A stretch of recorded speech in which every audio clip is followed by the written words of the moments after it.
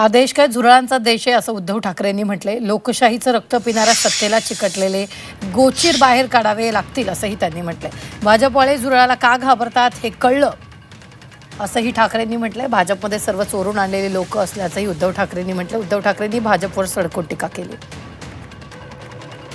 त्याला झुरळ म्हणतायत, होय मी सुद्धा झुरळ आहे। कोणी एकेकाळी मी सुद्धा याच वयात होतो। जर तुम्ही तरुण मुलांना झुरळ बोलत असाल तर झुरळांचे आई वडील सुद्धा झुरळच आहेत। हा देश काय झुरळांचा देश आहे? आपण आता ठरवलं पाहिजे की जो आपल्याला झुरळ म्हणतोय, जो आपल्याला न्याय हक्क नाकारतो आहे, या सगळ्या सत्तेला चिकटलेल्या गोचिडी आहेत। गोचिडी, मी आज त्या सत्तेला चिकटलेल्या ना गोचिडी म्हणतोय, जे सत्तेला चिकटून राहिलेत आणि लोकशाहीचं रक्त पितायत।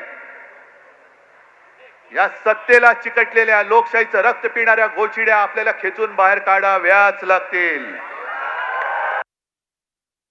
घरामध्ये साधारणतः असं मानलं जातं की साधी महिलाही झुरळाला घाबरते। घाबरते ना? अरे इकडे आमचं पंतप्रधान घाबरतो,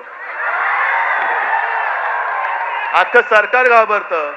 जगातला सगळ्यात मोठा पक्ष ज्यांनी भाड्याने माणसं घेतलेत, हे भाडकं वाचलं की असं होतं, भाड्याने म्हणजे माणसं चोरून पक्ष वाढवला ना की असा पक्ष झुरळाला घाबरतो। आता कळलं मला की हा पक्ष झुरळाला का घाबरतो। हे सत्ताधारी झुरळाला का घाबरतात? कारण यांच्याकडे स्वतःची माणसं नाही आहेत, सगळी भाडकाऊ आहेत, चोरून आणलेली गद्दार आहेत।